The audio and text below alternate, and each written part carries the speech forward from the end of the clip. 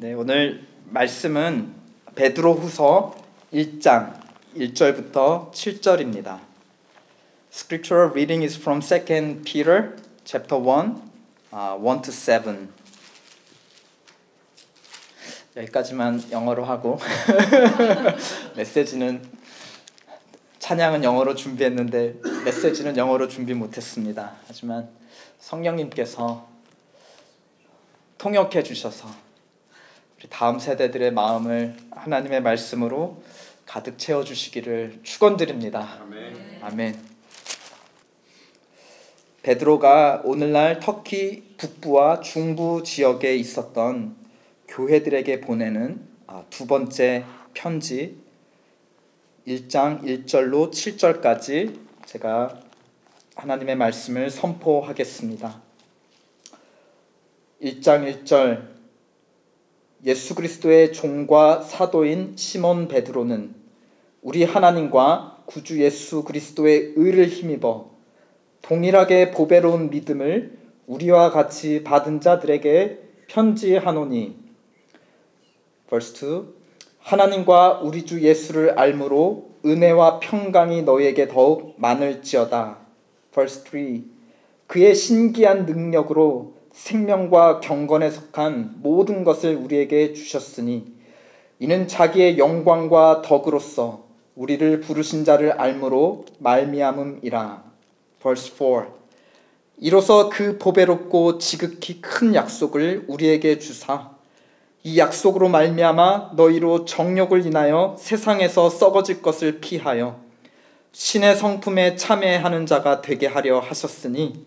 Verse 5 이러므로 너희가 더욱 힘써 너희 믿음의 덕을, 덕의 지식을, 지식의 절제를, 절제의 인내를, 인내의 경건을. Verse 7 경건의 형제 우애를, 형제 우애에 사랑을 공급하라. 아멘. 우리 창세기에 보면 첫 인류가 하나님이 금지한 선악과를 따먹었습니다. 따먹기 전에 그들이 특히 여자인 하와가 어떤 행동을 했냐, 선악과를 바라보았습니다. 창세기 3장 6절의 묘사에 따르면 여자가 그 나무를 본즉 먹음직도 하고 보암직도 하고 지혜롭게 할 만큼 탐스럽기도 한 나무라 하였습니다. 이 보시면은 그 열매를 향한 이 여자의 그 욕망이 점점 커지고 있는 것을 우리는 발견하죠. 처음에는 먹고 싶다. 근데 이제 보니까 아름답다. 보기 아름답다. 저걸 먹으면 지혜로워져서 하나님과 같아질 것만 같다. 한번 봤는데 점점 이 desire가 점점 stronger and stronger. 그리고 디자이어가 강해지니까 손이 가서 그것을 따서 어느새 입에 들어와 있는 것이죠. 사도 베드로는 십자가 죽음을 앞둔 예수님을 보자 몇 번 부인하죠? 3번을 부인합니다. 그런데 이제 죽음에서 예수님이 영광스럽게 부활하셔서 다시 나타나자 그 모습을 보고 어떻게 하죠? 또 3번 사랑한다고 고백해요. 예수님이 초라할 때는 그걸 보고 어떻게 보면 부인했고, 예수님이 영광스러울 때는 또 그걸 보고 예수님 사랑해요 아시잖아요 하고 또 바로 태세가 전환되는 것이죠. 그러니까 눈에 보이는 것이 우리의 마음을 얼마나 지배하는지를 우리가 하와와 또 베드로를 통해서 알 수가 있습니다. 눈과 마음은 굉장히 거리가 가깝습니다. 그래서 옛날 사람들은, 이 고대인들, 성경의 고대인들은 눈은 마음의 창문이라고 하였습니다. 그렇죠? 그래서 눈을 감고 있으면 마음에 이제 블라인더를 내렸다가 눈을 딱 뜨면 이제 마음의 빛이 눈을 통해서 나가는 거예요. 그래서 눈빛을 보고 이 사람의 마음이 어떻구나 하는 거를 이제 볼 수 있다. 근데 반대로 말하면 뭔가요? 눈을 통해 본 그 이미지들이 또한 눈을 통해 들어와서 어디로 연결된다는 거죠? 마음에 찍힌다. 그래서 선악과를 보고 그것이 먹고 싶어지면서 마음에 그것이 들어오고 몸으로 손으로 행동하게 되었다는 것입니다. 우리 영어 표현에도 눈과 마음이 얼마나 가까운지 out of sight, out of sight, out of mind. 그렇죠. 보지 않으면 마음에서도 멀어진다. 그러니까 보는 것과 마음이 함께 연결되어 있다는 것입니다. 그렇다면 여러분은 지금까지 한 번도 보지 못한 대상인데 깊이 사랑한 사람이 있나요? 한 번도 지금까지 본 적이 없어요. 눈으로 본 적이 없어요. 그렇지만 그럼에도 불구하고 깊이 사랑하신 적이 있나요? 여러분은 이미 그렇게 하고 계십니다. 우리는 누구를 사랑하느냐? 우리는 예수 그리스도를 사랑합니다. 그러나 예수 그리스도를 우리는 한 번도 눈으로 본 적이 없어요. 이건 너무나 역설적이죠. 정말 놀라운 사랑이든지 아니면 뻥치는 사랑입니다. 보지 않고 믿는다는, 사랑한다는 건 너무 위대한 사랑이죠. 그만큼 사랑의 능력이 대단한 겁니다. 근데 어떻게 말하면 또 뻥치는 걸 수도 있어요. 보지 않고서 사랑한다고 고백하니까요. 베드로전서 1장 8절에 그 베드로가 우리에게 이렇게 말합니다. 예수를 너희가 보지 못하였으나 사랑하는도다. 이제도 보지 못하나 믿고 말할 수 없는 영광스러운 즐거움으로 기뻐한다. 어제가 성탄절이었는데 많은 사람들이 즐거워하고 기뻐하였습니다. 하지만 바로 다음 날인 오늘에도 예수님을 기뻐해서 이 자리에 예배 가운데 나오시고 또 온라인으로 예배를 참석하는 사람들은 아마 우리 성도들밖에 없을 것입니다. 다른 사람들은 아마 크리스마스 파티에 지쳐서 지금 단잠을 청하고 있는지도 모르겠습니다. 여러분은 예수를 보지 못했지만 사랑하는 성도이십니까? 여러분은 오늘도 말할 수 없는 그 즐거움으로 예수님을 기뻐하고 계십니까? 우리는 눈으로 보지 못했음에도 어떻게 예수님을 믿고 사랑하게 되었죠? 언제부터?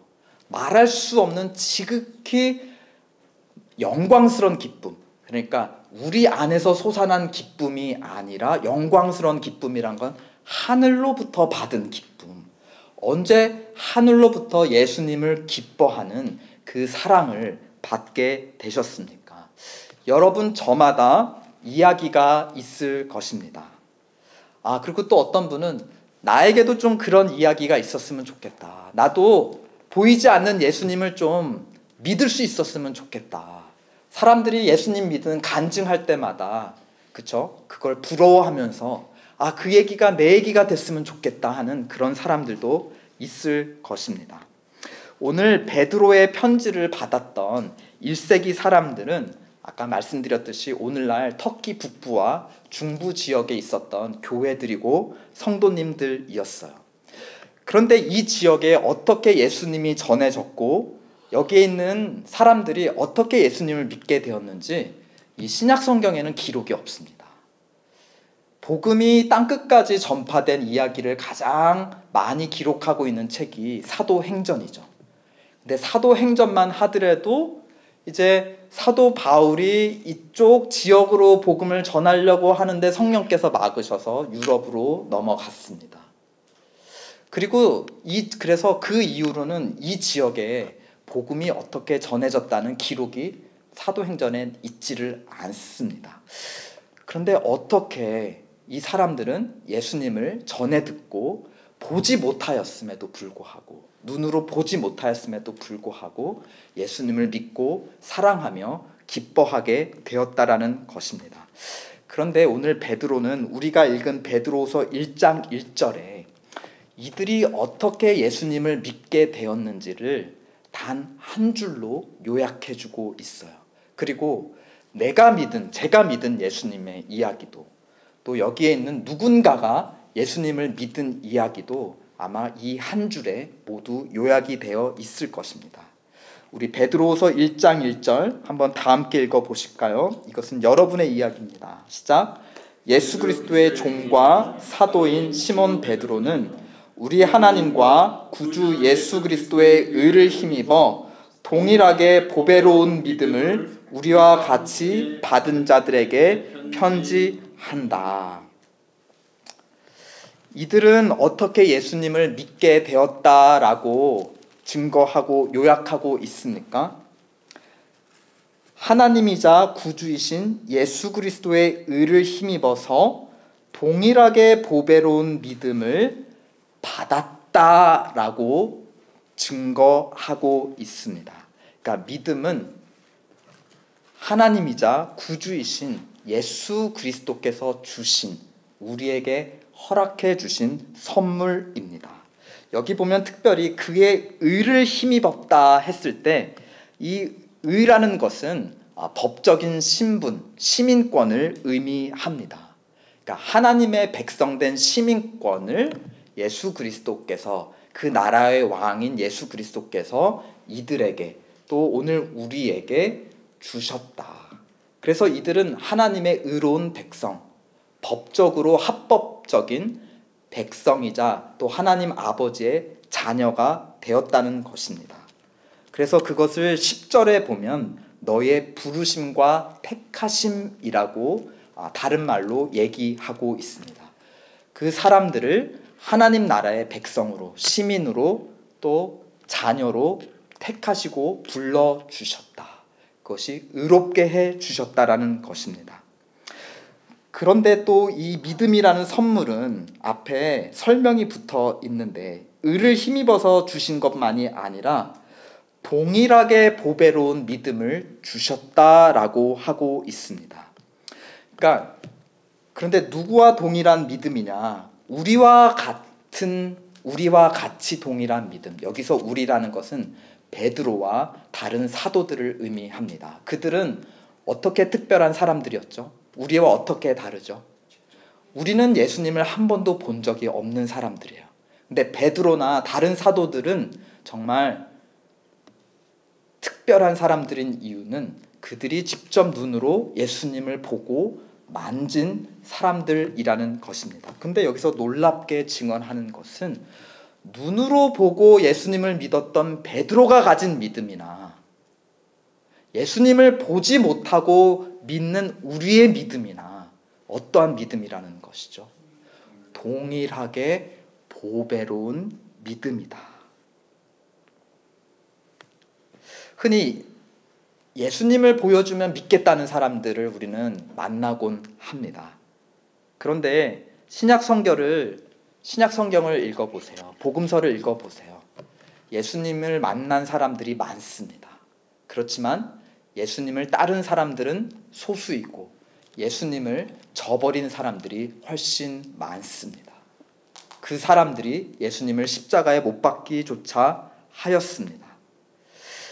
베드로와 제자들도 예수님을 버리고 도망치기까지 하였습니다. 이미 믿고 있는 우리 자신조차도 믿음이 흔들리고 약해질 때가 있죠. 그럴 때 좀 예수님이 정말 내 눈앞에 나타나서 정말 예수님이 살아계신 걸 좀 눈으로 보여주셨으면 좋겠다라고 우리는 또 한탄할 때도 있습니다. 그런데 복음서에 보듯이 베드로 역시 눈으로 보았음에도 불구하고 십자가 앞에서 예수님을 3번이나 부인하고 도망갔습니다. 그렇다면 베드로가 예수님을 믿었다라는 것은, 우리와 동일한 믿음을 가졌다라는 것은 그가 보았기 때문에 믿었다는 말이 아니죠. 눈으로 보아서 예수님을 믿었다라는 것이 아닙니다. 우리와 마찬가지로 오직 하나님이 주셨을 때, 하나님이 믿음을 주셨을 때 예수님을 하나님과 구주로 믿게 되었다라는 것입니다.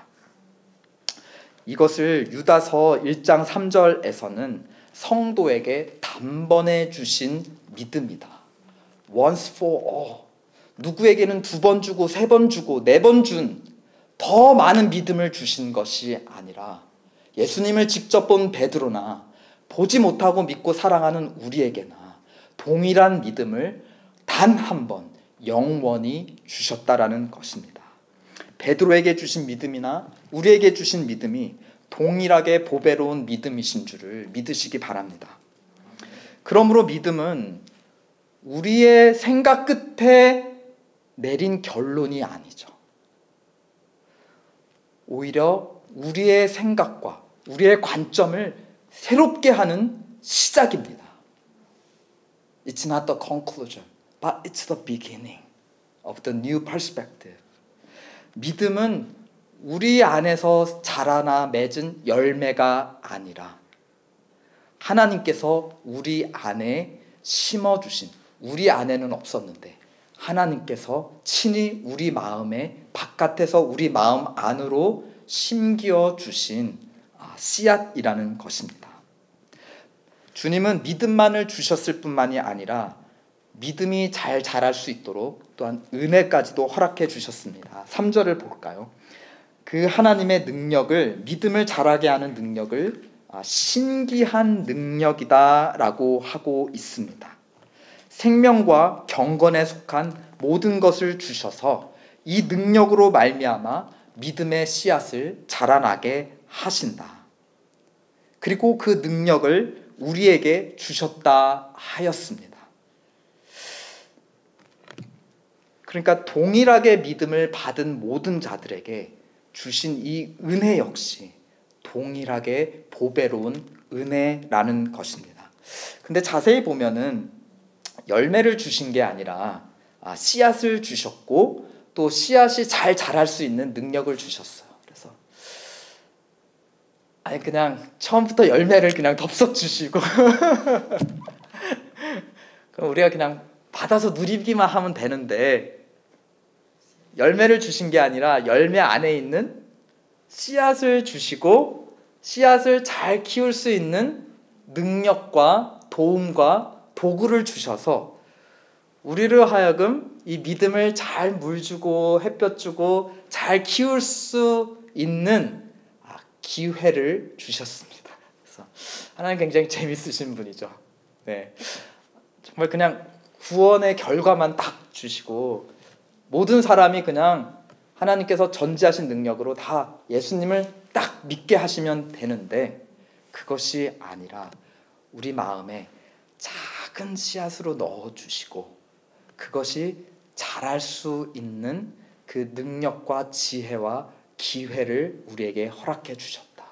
우리도 하나님의 구원의 역사에 동참하며 그것을 지켜보고 그것이 성장하는 것을 보고 기뻐하며 하나님께 감사할 수 있는 그 기회들을 우리에게 허락해 주셨다는 것입니다.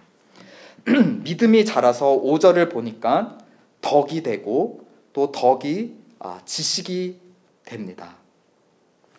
믿음, 덕, 지식 이런 것들은 우리가 다 자세히 알기는 어려워도 우리의 어떤 내적인 인격입니다.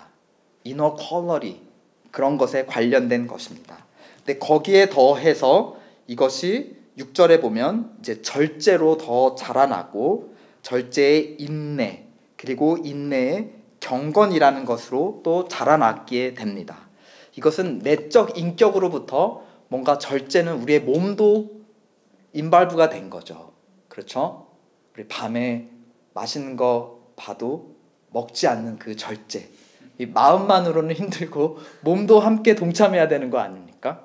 그렇죠? 이제 내적인 성장에서 외적인 성장. 그리고 인내라는 것, 또 경건이라는 것, 헌신이라는 것, 몸이 같이 관여가 되는 것입니다. 이것이 더 자라서 7절에 보면 경건의 형제 우애. 비로소 나를 넘어서서 누구에게로 향하는 사랑입니까? 내 옆사람, 가까운 형제, 성도된 사람. 동일한 믿음을 받은 성도들을 향한 사랑으로 이게 커져가는 것입니다. 그러니까 점점 속에서 겉으로 또 내 자신에서부터 옆으로 이것이 확장되고 성장하는 그런 사랑인 것이죠. 7절에 그 마지막 열매가 무엇인가 보시면 형제 우애에 사랑을 공급하라, 사랑을 더하라. 그러면서 마지막에 맺는 열매, 믿음의 씨앗으로부터 맺히는 열매가 사랑이라고 하고 있습니다. 그러니까 지금까지 패턴을 보면 내 안에서부터 자라서 내 몸 밖까지 자라고 그 다음에 내 옆 사람까지 자랐는데, 그 마지막 사랑이라는 것은 결국 무엇을 의미할까요? 나와 상관없이 멀리 있는 사람에게까지도 다가가는 바로 그러한 사랑, 또 심지어는 원수까지도 사랑할 수 있는 그러한 사랑을 의미하는 것입니다. 그러니까 믿음의 최종 열매는 원수를 향한 사랑이라는 것이죠. 그런데 원수를 향한 사랑, 누가 우리에게 먼저 보여주신 사랑입니까? 그 사랑으로 말미암아 우리가 어떻게 믿음을 받게 되었습니까? 바로 하나님이 그에게 원수되었던 우리에게 보여주셨던 그 사랑이죠. 하나님이 그 사랑의 열매 안에 있는 믿음의 씨앗을 우리에게 넣어 주신 것입니다. 하나님의 자녀가 되는 믿음을 주신 사랑이고, 믿음의 사랑이 열매를 맺도록 성령의 은혜를 부어 주시는 그러한 끝까지 책임지시는 그런 사랑입니다. 그러니까 우리가 믿음의 끝에 맺는 사랑은 우리에게서 나온 사랑이 아니죠. 그것은 하나님의 사랑입니다. 그러므로 이런 믿음의 덕과 지식, 또 헌신, 경건, 형제, 우애, 이러한 우리가 믿음이 자라는, 믿음이 성숙한 이러한 모습들은 결국은 하나님의 모습인 것이죠. 그래서 4절에 보면 믿음이 성장하는 사람들의 모습을 일컬어서 다른 말로 신의 성품에 참여하는 자이다라고 그렇게 말하고 있습니다. 그러므로 여기서 말하는 여러 덕과 지식, 절제, 인내, 경건, 사랑, 이런 것들은 다른 말로 하면 성령의 열매인 것입니다. 우리 갈라디아서 5장 5절에 보면 오직 성령의 열매는 사랑과 하면서 사랑을 가장 대표적인 열매로 말하고 있어요. 뭐 그 외에 기쁨, 화평, 희락, 평강, 이런 모든 것들은 사랑 안에 들어있는 열매라는 것입니다. 그러니까 믿음의 씨앗에서 자란 열매는 다름 아닌 사랑입니다. 그리고 그러니까 믿음이 좋으면 좋을수록 어떠한 모습으로 나타나게 되는 것이죠. 가장 먼저는 자기 자신을 온전히 사랑할 수 있습니다. 그 다음은 어떻게 되죠? 형제를, 내 가까이에 있는 사람을 사랑할 수 있게 되고, 그 다음에 정말 믿음이 순결하고 거룩하며 강할 때는 누구까지도 사랑할 수 있게 됩니까? 왼수. 왼수까지도 사랑하게 됩니다. 근데 그 왼수가 가장 가까운 사람일 수도 있죠. 믿음 좋다는 것은 다른 것이 아니라 결국은 이 사랑이 풍성하다라는 의미일 것입니다. 우리가 잘 알다시피 팥을 심으면 팥이 나고, 그쵸? 사과를 심으면 사과가 납니다. 근데 사과 열매 안에 무슨 씨앗이 있죠? 사과 씨앗이 있는 것이에요. 그러니까 믿음을 심어서 맺히는 열매가 사랑인데, 그 사랑 안에 또 무슨 씨앗이 있는가? 믿음의 씨앗이 있죠. 우리가 누군가에게 가서 나의 사랑이 아니라 하나님의 사랑으로 사랑할 때 그 사람에게 무슨 씨앗이 심겨진다는 것입니까? 그 사랑을 먹을 때 믿음의 씨앗을 하나님께서 그 사람에게 심어 주신다라는 것입니다. 믿음을 전하는 방법, 전도하는 방법은 결국 우리가 하나님의 충만한 사랑을 받아서 하나님을 충만하게 사랑하고, 그 충만한 사랑으로 이웃에게 나아갈 때 그 사랑의 열매 안에 숨겨져 있는 믿음의 씨앗이 그들의 마음에 심겨질 줄 믿습니다.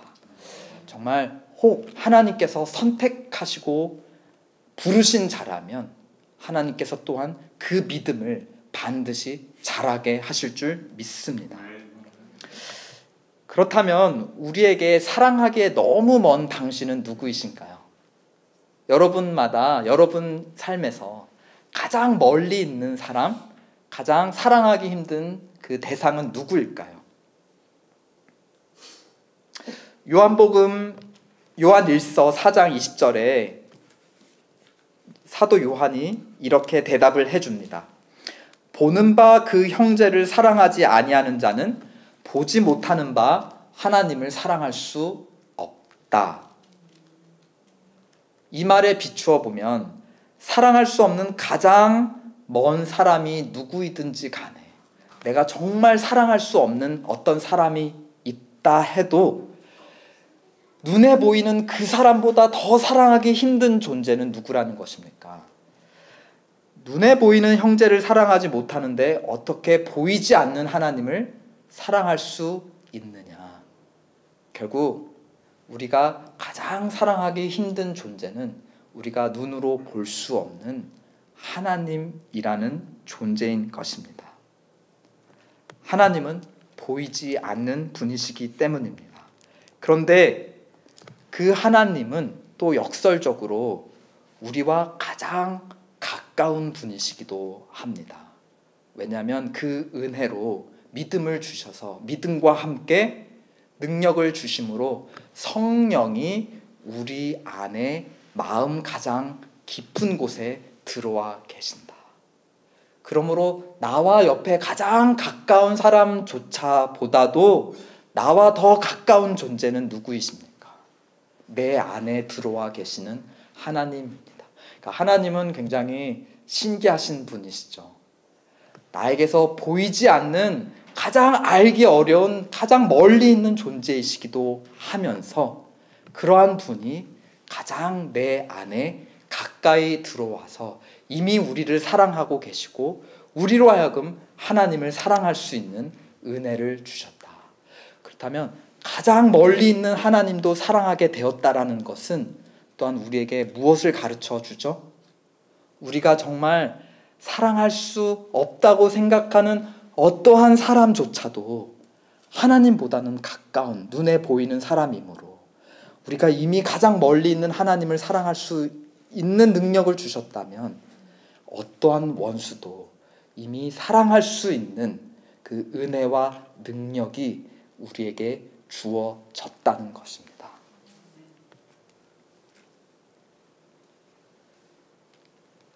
죽음에서 부활하신 주님께서 베드로에게 찾아와 물으셨습니다. 우리가 잘 알고 있는 그런 장면이죠. 요한의 아들 시몬아, 내가 이 사람들보다 나를 더 사랑하느냐? 여기서 이 말의 진의는 베드로야, 여기 너가 지금까지 같이 동고동락한 너의 동료 제자들이 있고 내가 있다. 너는 이들보다 나를 더 사랑하느냐? 다른 말로 나를 가장 사랑하느냐라고 물으셨습니다. 그렇게 3번을 물으셨습니다. 첫 번째만 물으셨지만 비슷한 패턴으로 2번, 3번 물으셨다는 것은 3번 거듭해서 나를 가장 사랑하느냐고 3번 물으셨습니다. 그때 베드로는 주님을 사랑한다고, 즉 주님을 가장 사랑한다고 3번 고백했죠. 근데 그는 앞서서 십자가 앞에서 주님을 3번 부인하였습니다. 그리고 다른 제자들과 함께 도망하였습니다. 그러니까 그런 베드로에게 지금 누가 더 가까운 사람이에요? 함께 한 마음으로 도망친 제자들이 더 가까운 사람인가요? 아니면 십자가 앞에서 예수님을 부인했던 그 예수님이 더 가까운 존재인가요? 제자들이 더 가까운 존재죠. 한 마음과 한 뜻으로. 그들은 서로를 배신하지 않았고 한 뜻과 한 마음으로 함께 예수님을 버리고 도망갔으니까 서로 가까운 사이입니다. 맺어져 있어요. 배신으로 맺어져 있습니다. 그리고 그들이 배신한 저 멀리 예수님이 계십니다. 근데 예수님이 물어보시는 거죠. 너는 이 사람을 더 사랑하냐? 이들을 더 사랑하냐? 아니면 한 번 배신했던, 3번이나 배신했던 나를 더 사랑하느냐? 근데 베드로가 놀라운 고백을 하는 것입니다. 가장 멀리 있는 그분을 가장 사랑한다고, 가장 멀리 있어서 가장 사랑하기 어려운 존재를 나는 가장 사랑합니다 라고 3번이나 고백하였던 것입니다. 무슨 일이 있었죠? 그가 예수님을 가장 멀리 했던 그 사건과 지금 예수님을 가장 사랑한다고 고백하는 그 사건 사이에 무슨 변화가 있었기에 베드로는 가장 멀리 있는 예수님을 가장 사랑한다고 고백할 수 있었던 것입니까? 그 사이에 예수님의 죽으심이 있었고 부활이 있었으며 그 부활하신 주님이 지금 베드로 앞에 나타나신 것입니다. 그러니까 주님은 부활의 능력과 사랑으로 베드로를 다시 찾아오셨고 베드로가 그런 주님을 가장 사랑한다고 고백했다라는 것은 어쩌면 그가 부활의 능력으로 지금 믿음을 받았다라는 것을 우리에게 증언해 주는지도 모르겠습니다. 그는 눈으로 예수님을 보았을 때 부인하였지만 이제 부활의 능력으로 믿음을 받았을 때 가장 멀리 있는 예수님을 가장 사랑한다고 비로소 고백할 수 있었던 것입니다.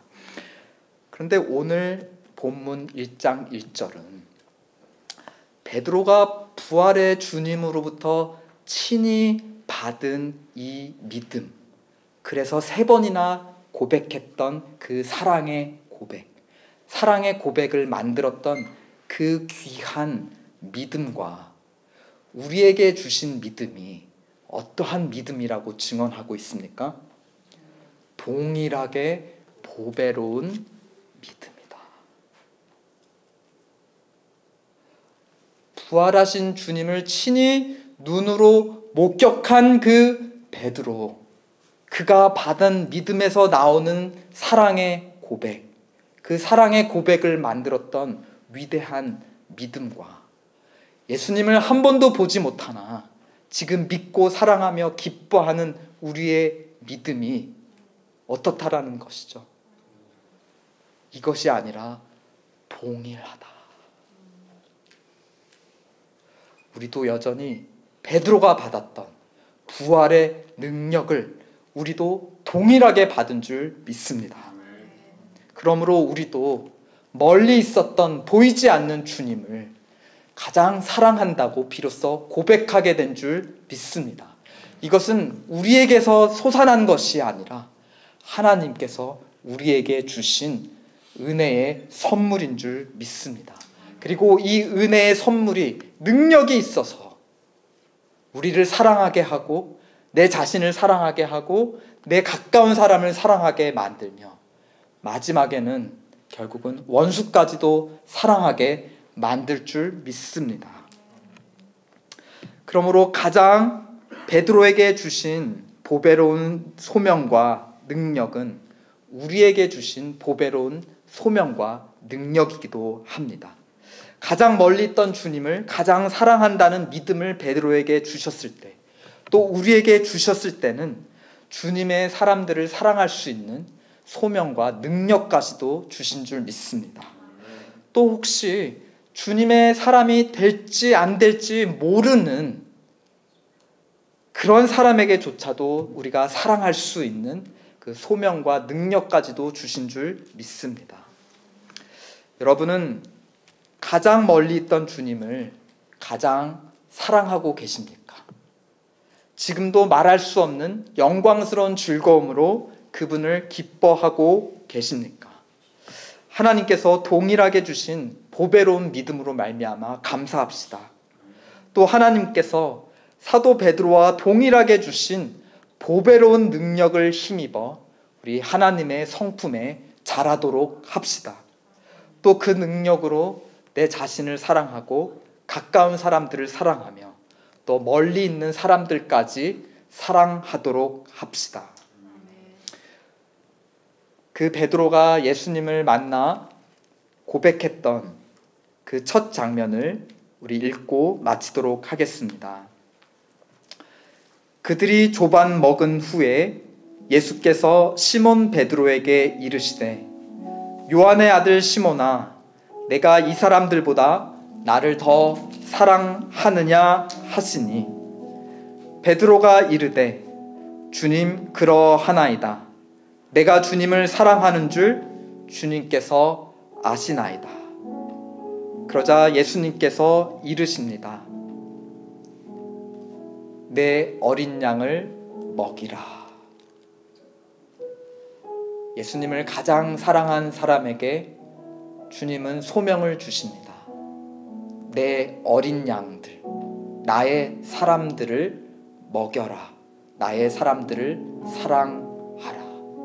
주님을 가장 사랑하는 자, 주님이 사랑하신 자를 사랑하게 될 것입니다. 아멘.